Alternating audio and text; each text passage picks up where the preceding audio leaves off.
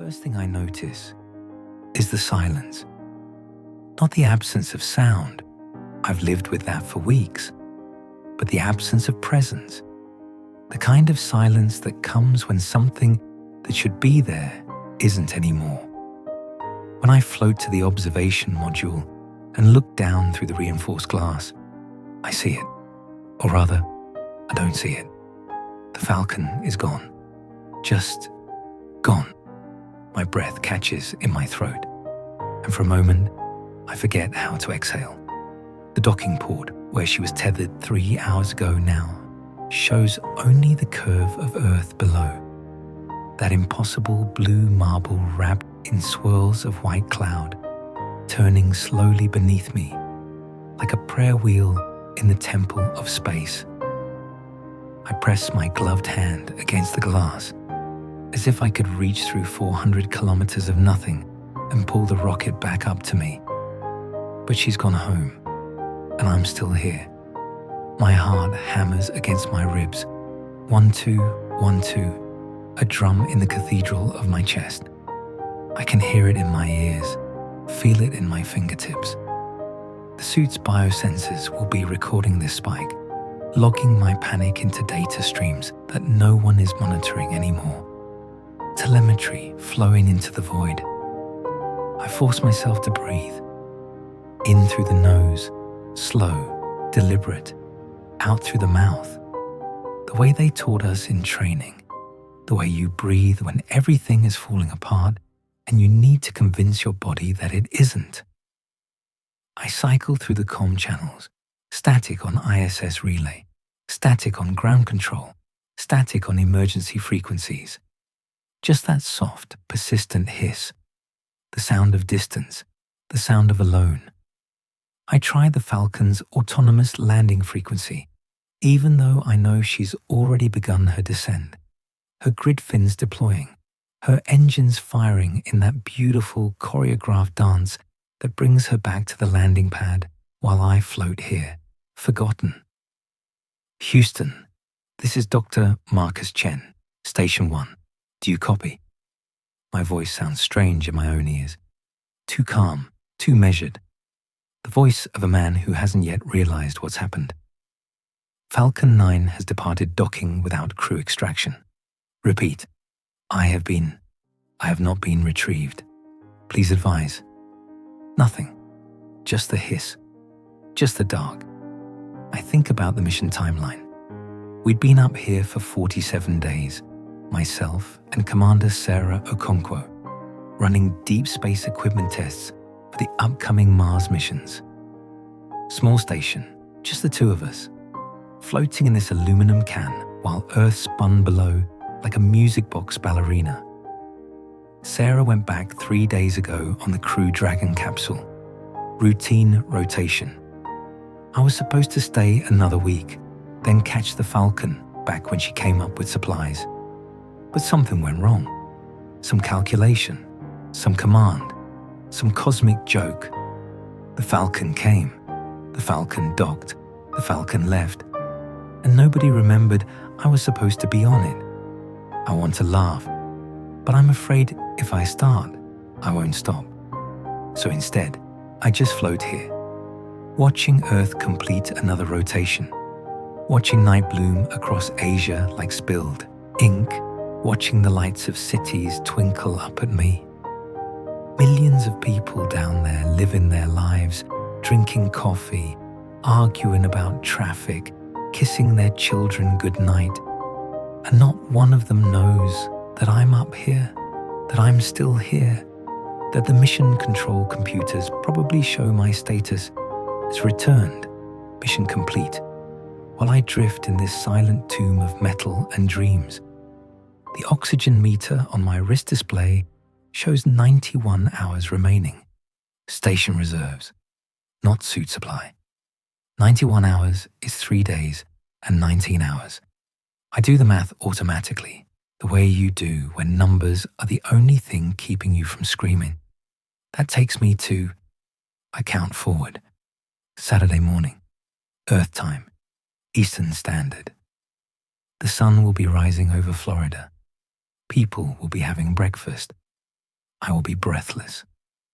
The thought sends a shiver through me, cold and electric, racing down my spine like ice water.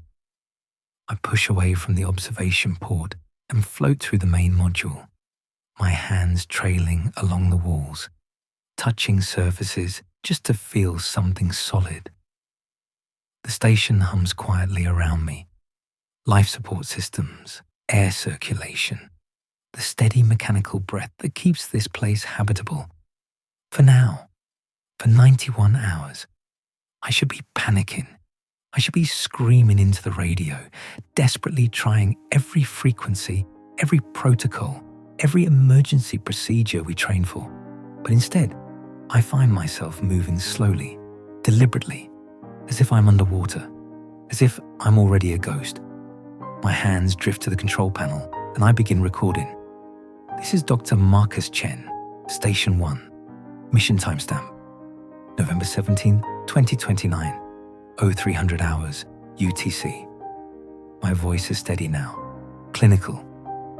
Falcon 9 has completed autonomous departure without crew extraction due to unknown systems error or communication failure.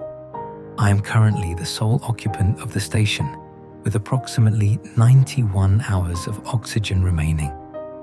All attempts at communication with ground control have been unsuccessful. I am beginning a formal log of events in case.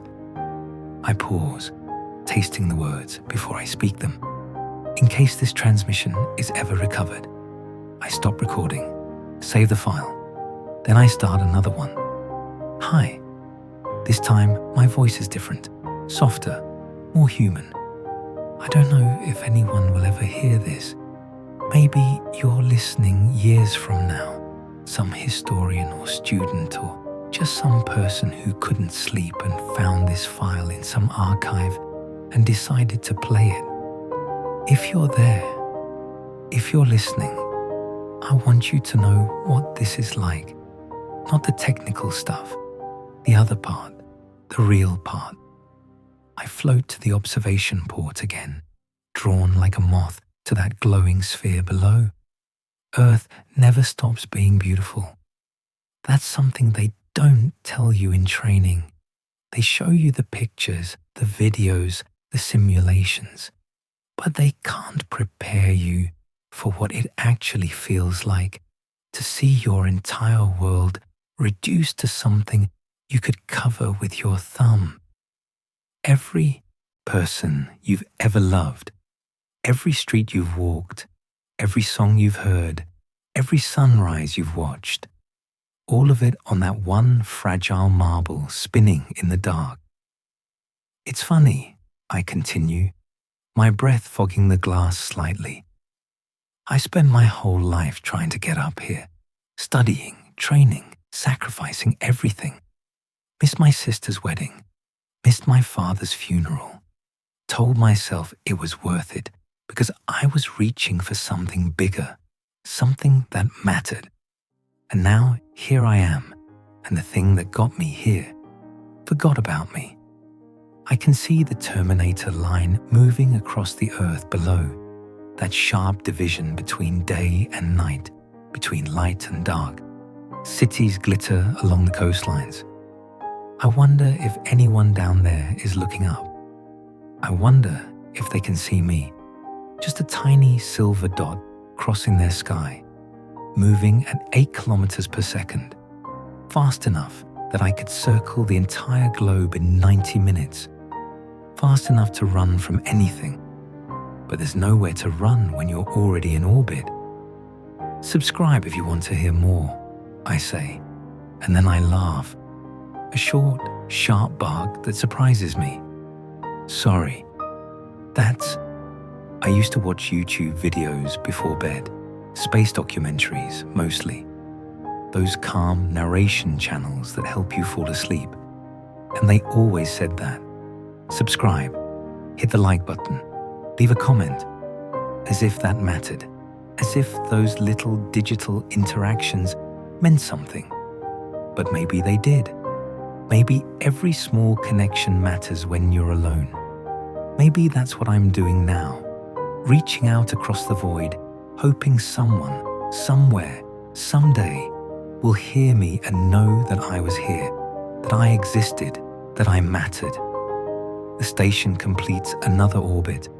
I watch Australia slide by beneath me, its deserts glowing red-orange in the afternoon sun.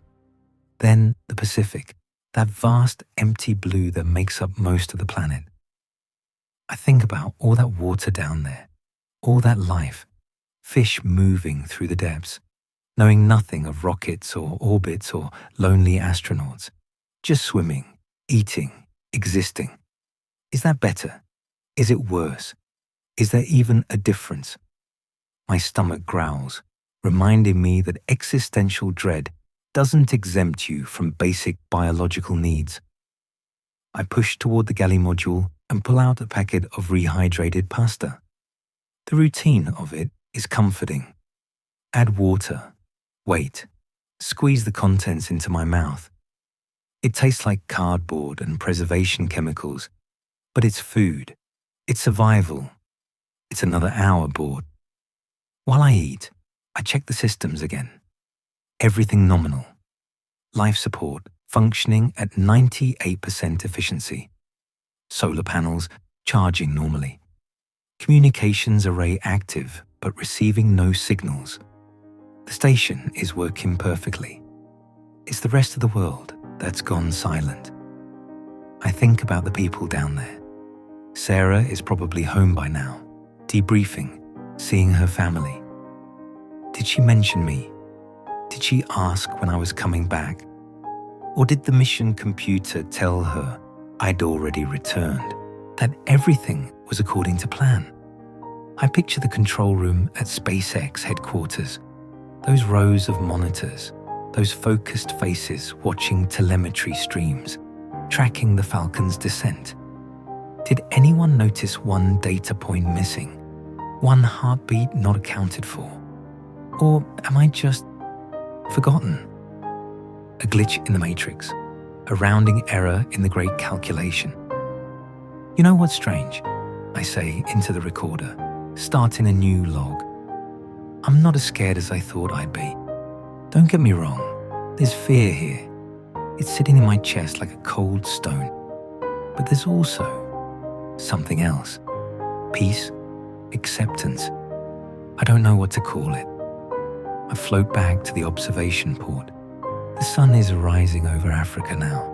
That slow golden burn across the horizon, setting the atmosphere on fire with oranges and pinks and purples that have no names. I've seen hundreds of sunrises from up here, but this one feels different. Each one now is precious, numbered. I have maybe 20 sunrises left, 28 if I'm lucky, and the oxygen estimates are conservative. I think about death differently up here, I continue. Down there, on Earth, death always seemed like an interruption, like you're in the middle of living and then suddenly you're not. But up here, floating in space, you realize that death isn't the interruption. Life is. We're all just brief sparks of heat and light in an impossibly cold and dark universe. We're the anomaly, the exception, and maybe that's okay. The sun clears the horizon completely now, flooding the station with light. I close my eyes and let it warm my face through the glass. For a moment, I can almost pretend I'm on Earth, on a beach somewhere. Morocco, maybe, or Portugal. The sun on my skin, the sound of waves, the smell of salt. But then I open my eyes and there's just the void and the silence and me. I spend the next few hours doing routine maintenance. It seems absurd, checking filters, calibrating sensors, running diagnostics on systems that will outlast me by months. But the routine helps. It gives structure to the emptiness. It reminds me that I'm still here, still functional, still alive. At some point, I try the communications array again. Still nothing. I cycle through every frequency I can think of. Amateur radio bands, emergency beacons, even old satellite phone frequencies. The universe hisses back at me, indifferent. I think about writing messages, long explanations, apologies to my mother, confessions to old friends, love letters to people who never knew I loved them. But what would be the point? The station's computer has limited memory and no way to transmit. These recordings will stay here, locked in digital amber until what? Until another mission comes? Until someone realizes the mistake and sends a rescue? I check the mission schedule on the main computer. The next supply run isn't for 6 weeks. Even if they realized immediately that I'm here, even if they launched a rescue mission tomorrow, it would take time to prep the vehicle, coordinate the launch window, make the approach. Time I don't have, but I record anyway, because it's what humans do. We leave marks, we tell stories, we insist that our small lives mean something, even when the universe suggests otherwise. I wonder if you'll judge me, I say to the future listener, to you, whoever you are, for being too calm, too accepting. Shouldn't I be fighting harder, trying every possible solution, refusing to give up until the very last breath? I pause, watching my reflection in the dark glass. Maybe, but I think I've been preparing for this my whole life without knowing it. Every quiet moment, every time I looked up at the stars, every meditation session where I practiced letting go. Maybe it was all practice for this, for the final letting go. Earth rolls beneath me, indifferent and beautiful. The clouds form patterns like Rorschach tests. I see faces in them, animals, abstract swirls that mean nothing and everything.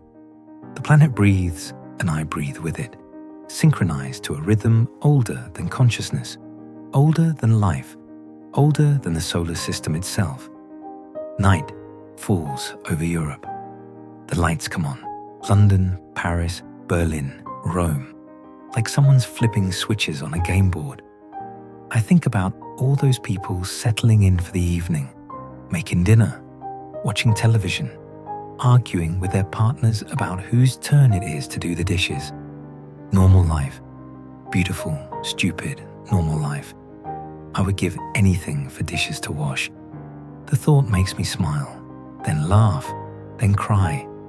The tears form perfect spheres in zero gravity, floating away from my face like tiny planets. I watch them drift through the cabin, catching the light, refracting rainbows. They're beautiful. Everything up here is beautiful. That's the cruel joke. Even dying in space is beautiful. I sleep for a while, or something like sleep. In zero gravity, you don't really lie down. You just close your eyes and float, secured loosely in your sleeping bag so you don't drift into equipment. I dream of falling, not the scary kind of falling where you wake with a start, the peaceful kind, falling through clouds, through water, through space and time, falling and never landing, just falling forever. When I wake, I check the oxygen. 73 hours remaining. I've lost 18 hours. 18 hours closer to silence. I make myself breakfast. Coffee from a pouch. Scrambled eggs that were never in a shell. I eat slowly, savoring each bite. Because what else do I have but time? What else can I do but be present, be here, be alive while I still am? If you're still listening, I say to the recorder, thank you. I know this probably isn't the relaxing sleep story you were expecting, but maybe that's okay. Maybe you need to hear this. Maybe you need to know that it's okay to let go. That peace isn't giving up. It's just recognizing what is. The sun rises again. My 18th dawn up here. My 19th. I've lost count. It doesn't matter. One sunrise or 1,000. They're all the same miracle. Light returning, darkness falling. The endless cycle that doesn't care about me or my oxygen supply or my forgotten body floating in this metal tomb. I spend the day taking photographs. The camera is old, standard issue, nothing fancy, but I fill the memory card with images of Earth, deserts and oceans, mountains and clouds, the thin blue line of atmosphere that makes life possible.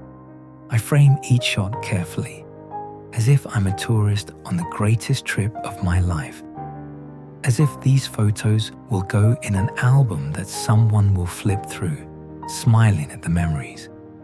Maybe they will. Maybe someday someone will find this station, retrieve these files, and see what I saw. Maybe they'll understand. I record more messages, some technical, observations about the station systems, notes on how long various components continued functioning, some personal, stories about my childhood, my dreams, the girl I loved in college who never knew. I talk about my grandfather, who died when I was 12, and how I used to think I'd see him again somehow. Now I wonder if I will, if there's anything after this, if consciousness continues, or if it just stops. Hit the like button if you believe in something after, I say, then laugh at myself. Sorry, I can't seem to stop doing that. Old habits. Maybe that's all we are in the end. Just collections of habits and patterns, repeated until they finally stop repeating. The oxygen meter drops below 60 hours, 2.5 days. 60 hours is a movie marathon, a long weekend, a bad cold. It's nothing. It's everything. It's all I have. I find myself talking to Earth, literally talking to the planet, as if it can hear me. You're so beautiful, I tell it. I never said that enough when I was down there, never appreciated you properly. I was always looking up, wanting to leave, wanting more. But you were the miracle all along. You and your gravity and your air and your water and your life. All that improbable, impossible life. A thunderstorm is forming over the Amazon, massive and rotating. A hurricane of green jungle and white cloud and electrical fury.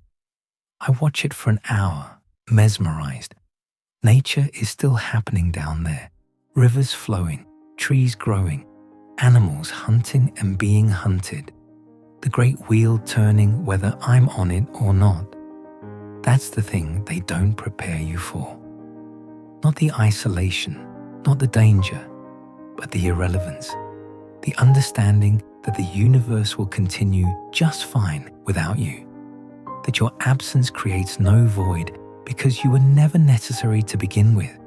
You're just a witness, a brief, conscious moment in an unconscious cosmos.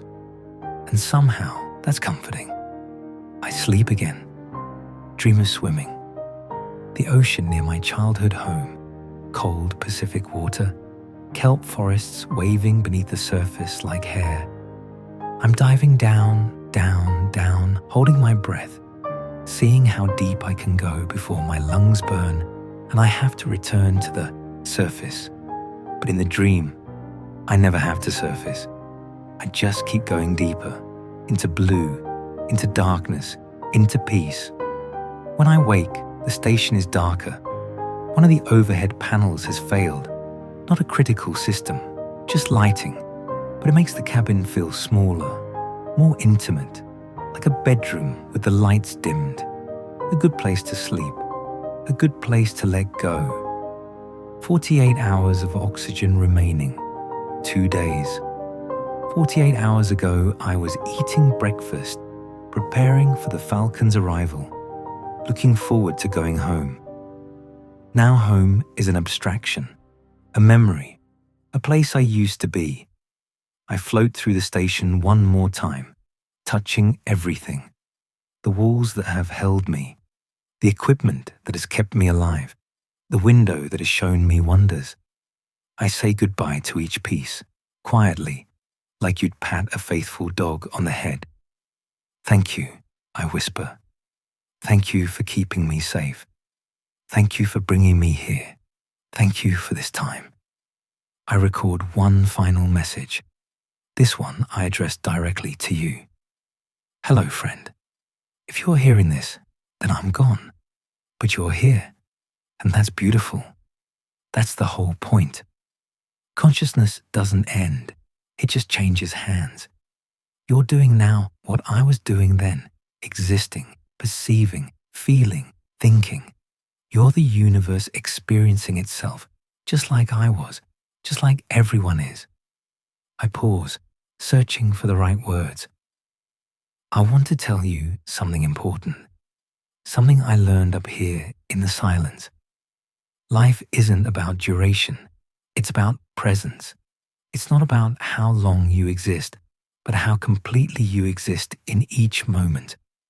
I've had 49 years of life, and maybe it wasn't enough, but it was mine.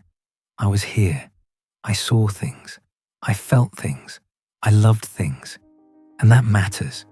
Not because anyone remembers, not because it changed the world, but because it happened. Because I was conscious and alive and aware. Earth turns below me, patient and eternal. So if you're listening to this to fall asleep, then good. Sleep well. Dream deeply. And when you wake up tomorrow, remember, you're alive.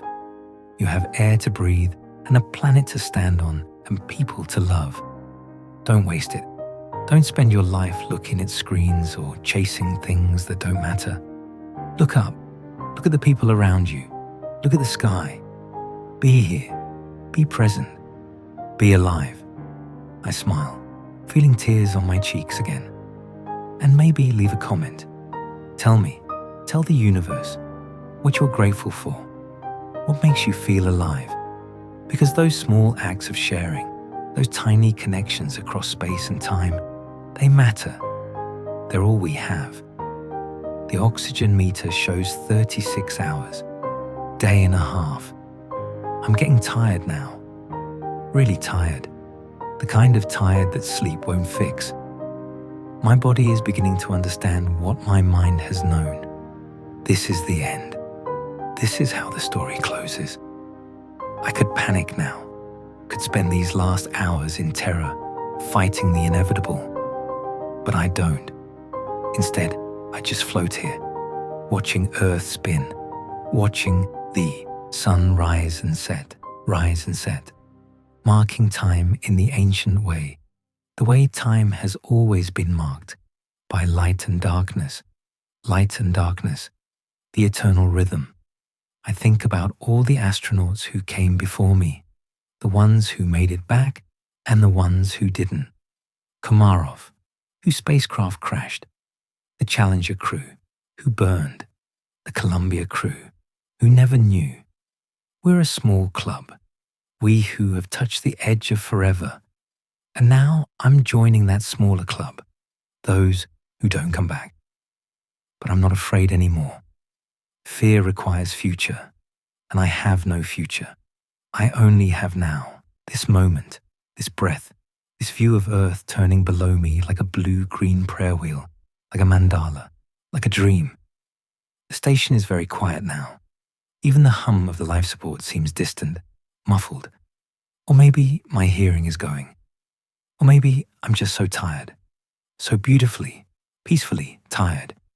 I close my eyes and see my mother's face, my sister's laugh, my first dog, the smell of rain on hot pavement, coffee in the morning, the weight of a book in my hands, sunrise over the mountains, a lover's breath on my neck. All the small moments that make a life, all the ordinary magic. When I open my eyes again, Earth is there, still beautiful, still turning. Thank you, I whisper one last time, to Earth, to space, to the universe, to you, listening in some distant future. Thank you for letting me see this. Thank you for letting me be part of this. Thank you for everything. The sun is rising again. Or is it setting? I can't tell anymore. It doesn't matter. Light and darkness, darkness and light, the eternal dance. I'm so tired now, so ready to sleep. Not the restless sleep of anxiety, but the deep sleep of completion. The sleep that comes when the story is over and the book can finally close. I float to the observation port one last time, press my hand against the glass, feel the cold of space on the other side, separated from me by just a few inches of material, so close, so thin, the barrier between being and not being. Earth glows below me, patient and eternal. The clouds swirl, the oceans shimmer, the continents drift imperceptibly across the surface, continents that have been drifting for billions of years and will continue drifting long after I'm gone. It's all so big, so old, so patient, and I'm so small, so brief, so ready to rest. My breathing slows. The station around me seems to expand, growing larger and larger until it's not a station at all, but a cathedral, a temple, a sacred space where something important is happening, where someone is letting go, where someone is becoming part of something bigger. I close my eyes and I'm falling again. Not through space, but through time, through all the moments of my life simultaneously. I'm a child again, looking up at the stars. I'm a teenager, dreaming of flight. I'm a student, studying physics and orbital mechanics. I'm an astronaut, touching the sky. I'm all of these people at once, and none of them, and something beyond them all. The darkness is so soft now, so gentle, like water, like sleep, like coming home. Somewhere far below, Earth keeps turning. People wake up, go to work, kiss their children, argue about traffic, watch the sky, live their brief, beautiful lives. And maybe, just maybe, one of them looks up and sees a star moving across the sky. Not a star, but a station. Not a station, but a tomb. Not a tomb, but a temple where someone learned how to let go. I feel myself dissolving, not dying, that's too harsh a word. Just softening, spreading out, becoming part of the darkness and the light, part of the silence and the stars, part of everything and nothing. My last thought is not of fear or regret. It's simpler than that, more profound. It's just yes. Yes to this moment. Yes to this life. Yes to this ending that is not really an ending, but a transformation. Yes to being conscious. Yes to being alive. Yes to having been here at all, even briefly, even forgotten, even alone. Yes. And then there's just the silence. The beautiful, perfect, eternal silence. The silence that isn't empty but full of everything that ever was and ever will be, full of starlight and darkness, full of memory and dreams, full of all the voices that ever spoke and all the songs that were never sung. The station floats on through the night, a silver seed pod carrying its cargo of stories and silences. Earth turns below, indifferent and loving. The sun rises and sets, keeping time for no one and everyone. And somewhere in the future, maybe you're listening to this. Maybe you're falling asleep to these words. Maybe you're learning, as I learned, that letting go isn't giving up. It's just recognizing what is. Sleep now, friend. Sleep deep. Dream of stars and silence. Dream of Earth turning below. Dream of being here, briefly, beautifully, impossibly here. And when you wake, remember, you're alive. You have air to breathe. You have ground beneath your feet. You have this one wild, precious, ordinary, miraculous life. Don't forget to live it. Don't forget to be here. Don't forget to say thank you. The Falcon forgot me, but I will not forget this. The gift of consciousness, the gift of sight, the gift of one more sunrise, one more breath, One more moment of being alive in this vast and beautiful universe. Thank you, thank you, thank you. And now I sleep, and so should you. Good night, Earth. Good night, stars. Good night, whoever you are, listening in the dark. Good night. Transmission ends. Station 1 continues orbital trajectory. Sunrise in 47 minutes. And again after that. And again. Forever.